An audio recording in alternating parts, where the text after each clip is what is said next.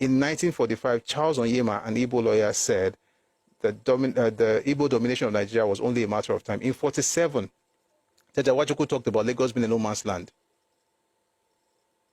By 1953, when they had a constitutional conference, the Eastern region said, as far as they were concerned, Lagos was no man's land. Let me continue reading.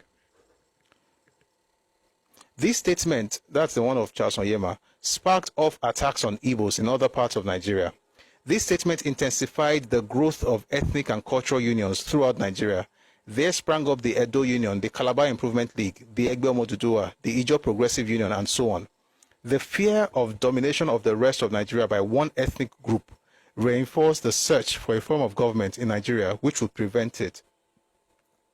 In 1947, Chief Obafemi Awolowo Yoruba, in his book Path to Nigerian Freedom, suggested a division of Nigeria into 40 states with cultural and linguistic affinity as the basis of division. And if you say 40 is a lot, you have 36 today. You have 36 today. That's 4 shy. By the way, this 36 is just nonsense because everybody is just jammed together. You go to certain states, eight groups, different languages. Nobody understands each other. I don't know why we had to wait all these years. Let's continue. This, by the way, that recommendation was in 1947. Although the National Council of Nigerian Citizens, NCNC, a political party then known as the National Council of Nigeria and the Cameroons, issued a freedom charter in 1948 advocating a federal form of government with its units based on ethnic and linguistic affinity.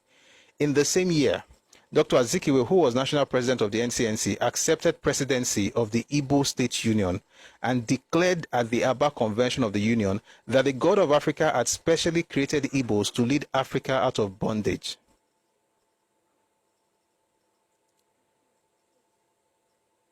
There's no Pan-African anything.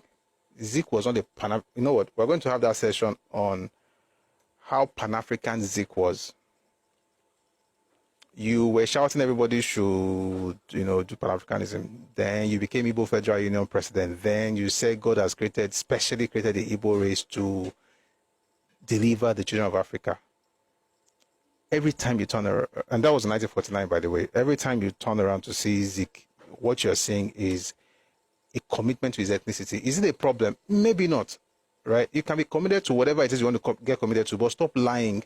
And that's why today in 2025, we still have people believing that there was a Pan-Africanist, his name was Zik.